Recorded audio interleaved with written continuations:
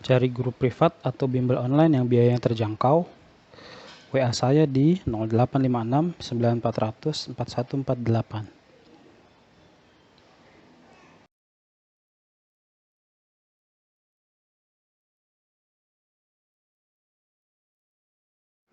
Letusan Gunung Merapi mengakibatkan lahan sawah tertutup pasir sehingga petani mengalami kegagalan panen.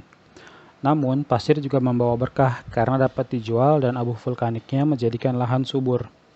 Prinsip geografi yang diterapkan dalam paparan tersebut adalah 1. Deskripsi, 2. Distribusi, 3. Interrelasi, atau 4.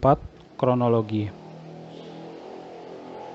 Ada 4 prinsip geografi, yaitu yang pertama, distribusi, artinya persebaran atau perbedaan fenomena antara suatu tempat dengan tempat lainnya. Berikutnya interrelasi. Interrelasi ini artinya keterkaitan atau hubungan sebab akibat. Yang ketiga ada deskripsi, artinya penjelasan, penggambaran atau pemaparan data. Dan yang keempat adalah korologi. Nah, jadi korologi ya, bukan kronologi. Korologi gabungan dari distribusi, interrelasi, dan deskripsi. Pada kalimat soal terdapat kata mengakibatkan dan sehingga yang merupakan kata kunci dalam prinsip interrelasi. Nah, jadi di sini nomor 3-nya benar. Di kalimat tersebut juga dipaparkan tentang dampak letusan gunung api, maka mengandung prinsip deskripsi. Nah, nomor 2 salah. Kenapa? Karena di sini tidak ditemukan kalimat yang menyatakan persebaran. Jadi distribusi salah. Kemudian kronologi tidak ada ya, prinsip kronologi. Jadi jelas jawabannya di sini B, 1 dan 3. Bukti bahwa benua yang saat ini ada di permukaan bumi berasal dari Pangea yang mengalami pemisahan adalah A. Adanya teluk dan semenanjung yang berhadapan di dua benua. B. Kesamaan jenis batuan dan kesesuaian konfigurasi pantai. C. Adanya rangkaian pegunungan dan gunung api di dunia. D. Kesamaan ketebalan batuan dan relief di kedua pantai benua. Atau E. Adanya lapisan dalam kerak bumi atau litosfer yang simetris. Soal tersebut bicara tentang continental drift theory. Teori yang dikemukakan Alfred Wegener yang mengatakan bahwa pada awalnya bumi memiliki satu benua besar bernama Pangea. Kemudian sering berjalannya waktu, ia terpecah-pecah menjadi beberapa benua dan banyak pulau seperti sekarang ini. Salah satu bukti kebenaran teori ini yang paling kuat adalah persamaan garis pantai timur Amerika Selatan dengan pantai barat benua Afrika. Maka jawaban yang benar adalah yang B. Kesamaan jenis batuan dan kesesuaian konfigurasi pantai. Lempeng tektonik Indo-Australia, Eurasia, dan Pasifik bergerak membentuk subduksi yang menghasilkan sesar. Sebab lempeng Indo-Australia dan Pasifik yang bertumbukan menghasilkan rangkaian gunung api di Sulawesi dan utara Papua. Kalimat pernyataannya salah. Subduksi merupakan bentuk dari pergerakan lempeng yang konvergen, artinya lempeng yang saling mendekat ya. Ia tidak akan menghasilkan sesar. Perhatikan di sini subduksi, ini ilustrasinya ya, pada gerak yang konvergen, lempeng yang saling mendekat. Subduksi biasanya akan membentuk pembengkakan tepi benua dan atau palung di dasar laut. Jadi bisa dua-duanya bisa salah satu di antara ini ya. Sedangkan sesar atau patahan terbentuk dari pergerakan lempeng yang transform, yaitu pergerakan lempeng yang bergesekan. Nah, ini contoh dari ilustrasi gerak yang transform. Kemudian di sini alasannya benar ya. Lempeng Indo-Australia dan Pasifik yang bertumpukan menghasilkan rangkaian gunung api di Sulawesi dan utara Papua. Nah, jadi lempeng Indo-Australia dan Pasifik itu bertemu di wilayah Indonesia bagian timur dan membentuk rangkaian gunung api di Sulawesi, Kepulauan Maluku, dan Papua. Jadi jawabannya D, karena pernyataannya salah tapi alasannya benar. Pemanasan global atau global warming secara tidak langsung mengakibatkan rawan pangan bagi manusia karena A. Mencairnya es di kutub sehingga permukaan laut naik. B. Rusaknya plankton sehingga ikan banyak yang mati. C. Tidak menentunya iklim sehingga merusak tanaman pangan. D. Lebih sering terjadinya hujan badai khususnya di daerah tropis. atau E. Tidak terprediksinya musim sehingga masa panen terganggu. Nah, ini ilustrasi global warming, kemudian berbagai dampak yang ditimbulkan. Nah, kita bisa lihat di sini ada tulisannya less snow and ice. Ini artinya mencairnya es dan salju. Kemudian changing rain and snow patterns, artinya mengubah pola dari curah hujan dan juga salju. Nah, kemudian menyebabkan migrasi binatang. Kemudian badai yang lebih kuat, stronger storms, damage corals. Nah, jadi terumbu karang juga bisa mati akibat dari global warming. Kemudian rising sea level, meningkatnya atau naiknya permukaan laut. Nah, karena tadi es yang mencair sehingga volume air laut bertambah dan permukaan air laut itu jadi semakin tinggi. Kemudian warmer oceans. Nah, more drought and wildfires, jadi semakin kering di musim kemarau dan juga semakin banyak terjadi kebakaran hutan. Higher temperatures and more heat waves. Nah, suhu yang lebih tinggi, kemudian juga ada gelombang panas. Dan banyak dampak lainnya dari global warming. Kita lihat di pilihan jawabannya sekarang. Yang A itu tidak dapat dipilih, mencari es di kutub sehingga permukaan laut naik. Nah, kenapa? Karena di sini kita cari jawaban yang mengakibatkan rawan pangan bagi manusia. Nah, walaupun pemanasan global menyebabkan es di kutub mencair, namun hal tersebut tidak berpengaruh terhadap produksi tanaman pangan. Kemudian B juga tidak dapat dipilih, karena ikan tidak menjadi sumber pangan yang paling utama. Nah, sumber pangan paling utama kan umumnya masih dari tumbuh-tumbuhan, ya, dari karbohidrat terutama. Kemudian yang yang C salah. Tidak tepat jika disebut iklim tidak menentu, karena iklim adalah keadaan yang tetap atau permanen. Yang ada adalah musim yang tidak menentu. Jadi kalimatnya salah ya kalau dikatakan iklim tidak menentu. Terus yang D, ini tidak dapat dipilih juga karena hujan badai tidak sampai menyebabkan rawan pangan. Nah, pemanasan global akan berdampak pada tidak terprediksinya musim, sehingga panen terganggu dan pada akhirnya mengancam ketersediaan bahan pangan. Jadi jawabannya yang E. Fenomena perubahan iklim yang terjadi sebagai akibat adanya pemanasan global adalah A. Musim kemarau relatif lebih kering, B. Musim hujan berlangsung lebih kering, C. Kondisi musim sulit diprediksi, D. Terjadi badai saat pancaroba, E. Intensitas hujan lebih tinggi. Nah, ilustrasinya masih sama dengan soal sebelumnya tentang pemanasan global.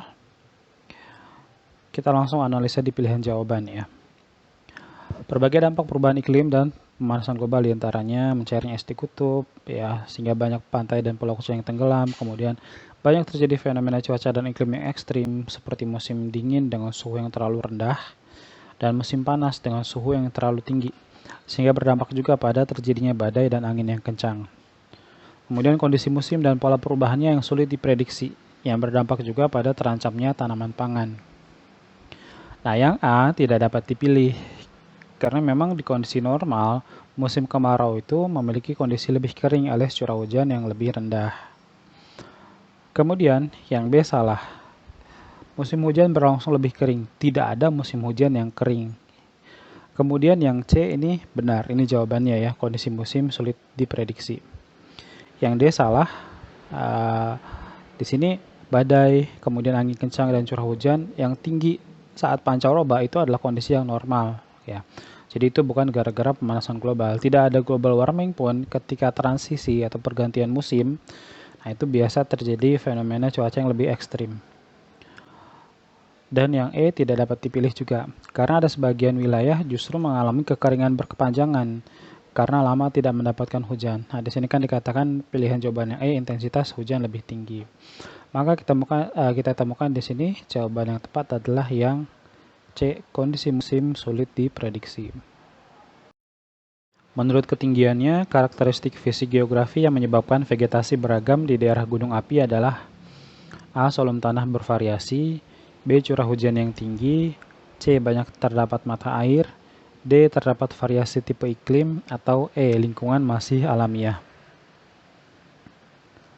Soal ini berbicara tentang klasifikasi iklim menurut Jung Hoon, yaitu pengelompokan iklim berdasarkan ketinggian, suhu, dan vegetasi apa yang cocok dibudidayakan di suatu tempat.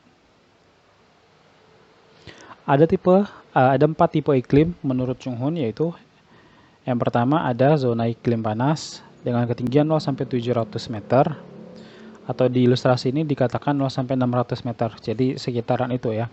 Yang jelas ini dataran rendah. Nah, dengan suhu sekitar 22 sampai 26 derajat Celcius, walaupun sebetulnya ini angka suhunya udah nggak relevan dengan keadaan saat ini ya. Di keadaan saat ini angka 26 derajat Celcius itu tergolong suhu yang adem ya, malah di zaman yang sekarang ini. Jadi kita tidak perlu perhatikan suhunya, cukup ketinggiannya dan juga tanaman apa yang cocok ditanam. Nah, di sini zona iklim panas cocok untuk padi, tebu, jagung, kelapa. Kemudian iklim sedang itu di ketinggian 700 sampai 1500 meter cocok untuk teh, kopi, karet, kina. Di zona iklim sejuk ketinggian 1500 sampai 2500 ini cocok untuk pinus, cemara, sayur-sayuran dan buah-buahan. Dan yang terakhir iklim dingin ketinggiannya lebih dari 2500 meter. Nah, suhunya di sini jelas yang paling dingin dan tidak ada lagi tanaman budidaya karena ini udah puncak gunung gitu ya. Udah terlalu dingin jadi nggak cocok buat tanaman. Dan pun juga udah terlalu tinggi, nggak mungkin buat orang bercocok tanam di puncak gunung ketinggiannya lebih dari 2500 meter. Nah, kembali lagi ke pertanyaannya. Jadi tadi kan karakteristik fisik geografi yang menyebabkan vegetasi beragam. Nah, jadi ternyata yang terdapat variasi tipe iklim. Nah, menurut ketinggiannya berarti di sini kita merujuk ke klasifikasi iklim Jung Hoon yang memperhatikan ketinggian dan jenis tanaman apa yang cocok dibudidayakan di suatu tempat. Data penduduk di Desa Sukasari adalah sebagai berikut. Berdasarkan data di atas, angka rasio beban ketergantungan atau dependensi rasio di Desa Sukasari adalah A10, B30, C50, D70, atau E90. Rumus angka ketergantungan itu adalah jumlah penduduk usia non-produktif jumlah penduduk usia non-produktif dibagi jumlah penduduk usia produktif kali 100. Nah, di sini usia non-produktif adalah usia muda dan usia tua. Usia muda itu 0 sampai 14 tahun, usia tua itu 65 tahun ke atas. Kemudian usia produktif itu adalah yang berusia di 15 sampai 64 tahun. Maka kita masukkan angkanya di sini. Nah, yang non-produktif di sini 0 sampai 14 tahun yang jumlahnya 27.432 jiwa. Kemudian yang 65 ke atas 3.723 ini kita jumlahkan. Kemudian berarti sisanya itu adalah yang usia produktif 15 sampai 29, di sini yang 17.987. Kemudian 30 sampai 49 yang 11.954 dan yang usia 50 sampai 64 yang di sini jumlahnya 9.326 jiwa. Nah, kita masukkan ke rumusnya ya. Non produktif per produktif kali 100. Nah, ternyata di sini kita temukan hasilnya 79, sedangkan di pilihan jawaban tidak ada yang bisa dipilih. Ya. Oke, kita langsung ke soal berikutnya aja.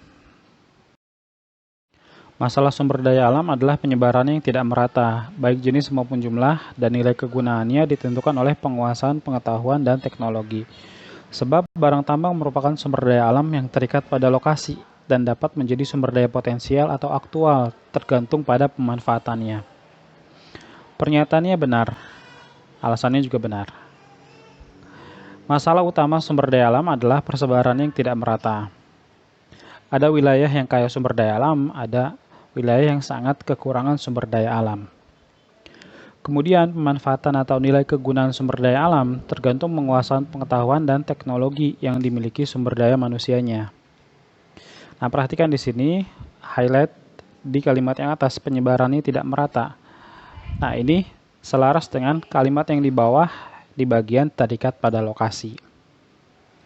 Kemudian, nilai kegunaannya ditentukan oleh penguasaan pengetahuan dan teknologi. Ini juga selaras dengan kalimat yang bawah, menjadi sumber daya potensial atau aktual tergantung pada pemanfaatannya. Artinya gini, semakin tinggi penguasaan pengetahuan dan teknologi suatu masyarakat gitu ya, maka sumber daya alamnya ini nanti akan semakin optimal, semakin maksimal pemanfaatannya.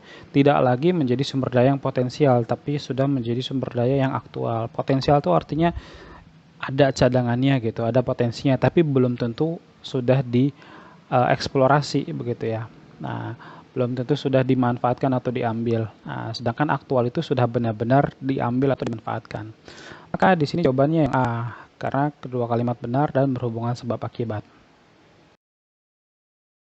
Tindakan yang dapat dilakukan untuk melestarikan sumber daya ikan laut di perairan Indonesia adalah melalui 1. Pemasangan rumpon, 2. Pelestarian hutan mangrove, 3. Penangkapan secara selektif, 4. Pembudidayaan plankton. Berbagai upaya pelestarian ikan di laut yang dapat dilakukan diantaranya adalah yang pertama, pemasangan rumpon sebagai ekosistem buatan untuk tempat berkumpulnya ikan-ikan. Nah, ini contoh dari gambar rumpon ya. Jadi karena di sini kalimatnya pemasangan rumpon, ini benar ya, karena rumpon ini bisa menjadi tempat berkumpulnya ikan-ikan, bisa menjadi salah satu usaha untuk melestarikan ikan. Tapi jika kalimatnya pengambilan ikan menggunakan rumpon, ini sesuatu yang dilarang. Kenapa dilarang? Karena menangkap ikan menggunakan rumpon ini nanti bisa menangkap ikan secara gerombolan. Artinya di situ tidak selektif, semuanya nanti bisa terangkat dalam jumlah banyak tanpa melihat ukuran ataupun usia ikan, apakah sudah layak untuk ditangkap atau belum, begitu ya. Nah, jadi rumpon ini bisa dimanfaatkan untuk sesuatu yang positif untuk melestarikan atau sebaliknya. Nah, ketika rumpon digunakan untuk menangkap ikan, maka ini justru sesuatu yang negatif gitu ya, dilarang karena dia akan menangkap ikan dengan langsung segerombol begitu. Kemudian pelestarian hutan mangrove ini juga benar karena mangrove merupakan habitat bagi berbagai biota di pesisir. Berikutnya yang nomor 3, penangkapan secara selektif. Nah, hanya ikan yang berumur cukup yang ditangkap agar keberlangsungan populasinya tetap terjaga. Dan yang keempat, budidaya plankton karena plankton sebagai makanan bagi ikan-ikan kecil. Jadi di sini jawabannya E karena semuanya benar. Sebuah peta kontur memiliki skala 1:50.000. Posisi dari titik A yang terletak pada garis kontur 150 meter ke titik B yang terletak pada garis kontur 350 meter memiliki jarak 8 cm. Sudut kemiringan dari titik A ke B adalah A 3%, B 5%, C 7,5%, D 10% atau E 12,5%. Rumus mengukur kemiringan lereng pada peta adalah beda tinggi dibagi jarak sebenarnya dikali 100%. Nah, di sini beda tingginya kedua titik ini, titik A ke titik B itu adalah 200 meter. Kita dapatkan dari 350 dikurang 150 meter. Kemudian jarak sebenarnya, nah di sini kan ditulis jaraknya 8 cm ya. Kita ubah dulu ke ukuran sebenarnya. Caranya gimana? Jarak di peta dikali penyebut skala. Nah, 8 cm dikali 50.000. Hasilnya 400.000 cm. Nah, di sini kita masukkan ke rumus tadi beda tinggi bagi jarak sebenarnya kali 100%. Nah, beda tingginya 200 meter. Kemudian jarak sebenarnya 400.000 cm, nah kali 100%.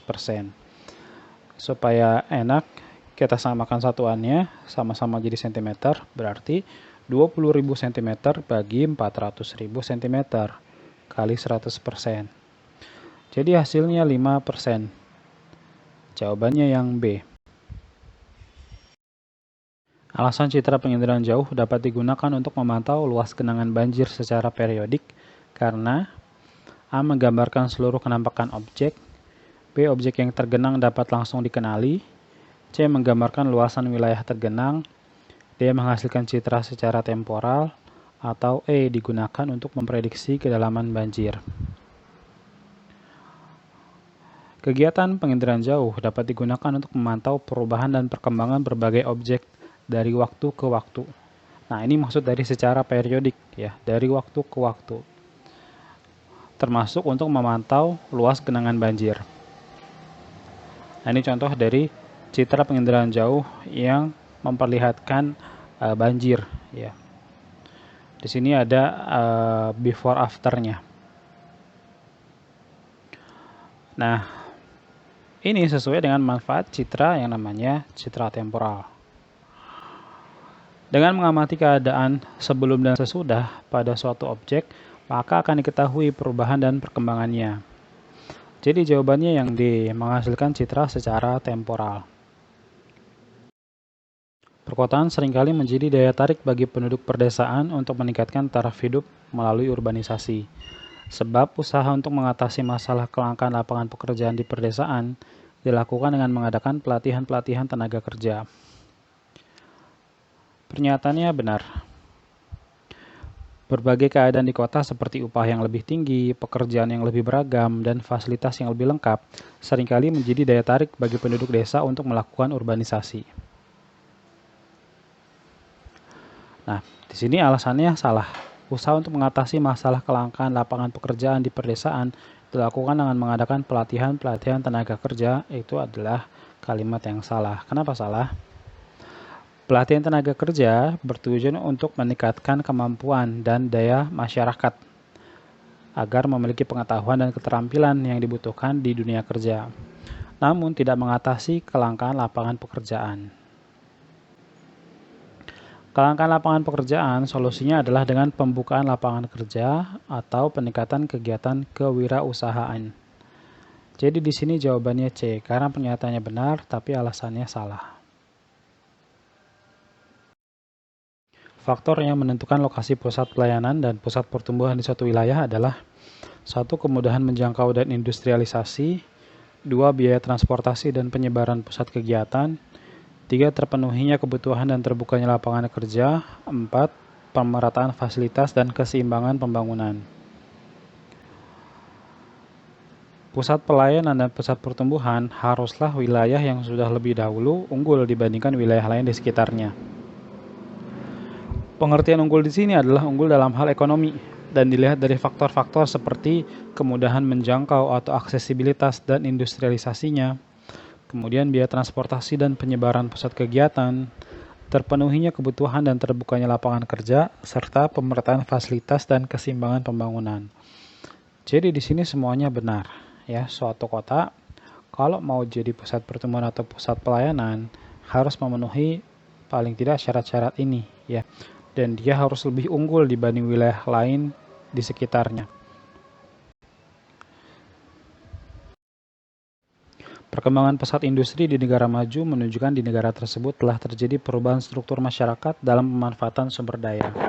Sebab industrialisasi identik dengan eksploitasi sumber daya alam yang seringkali berimplikasi terhadap meningkatnya pencemaran lingkungan. Pernyataannya benar. Suatu negara apabila telah mengalami perkembangan pesat pada bidang industri, maka dapat dikatakan sumber daya manusianya telah mampu memanfaatkan sumber daya alam secara optimal. Kegiatan ekonominya tidak lagi hanya menjual bahan mentah ke wilayah lain, tetapi sudah mampu untuk mengolahnya sendiri menjadi barang jadi.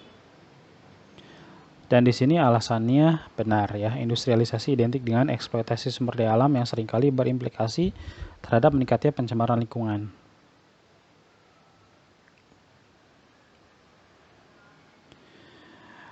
Nah, industrialisasi identik dengan kegiatan di pabrik yang menyebabkan polusi dan juga eksploitasi sumber daya alam yang seringkali berdampak mencemari lingkungan. Misalnya seperti kegiatan tambang emas. Nah, ya, seringkali mencemari lingkungan dengan yang namanya merkuri. Merkuri ini zat kimia yang sangat berbahaya ya. Nah, karena memang ini digunakan untuk memisahkan emas dengan material lainnya. Nah, di sini kedua kalimat benar tapi tidak berhubungan sebab akibat, jadi jawabannya yang B.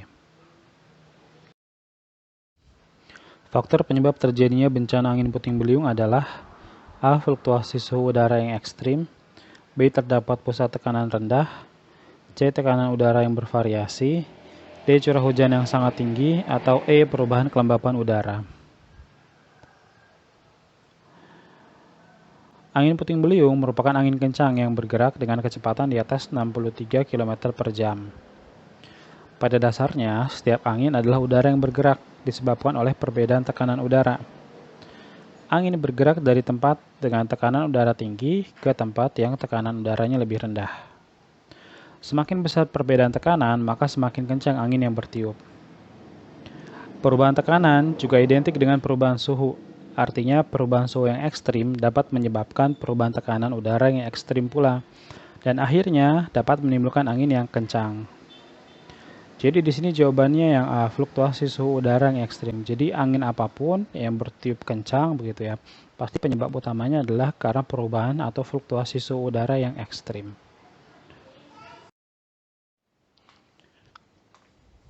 Ada kritik, sanggahan, atau pertanyaan? Silakan sampaikan di kolom komentar. Terima kasih.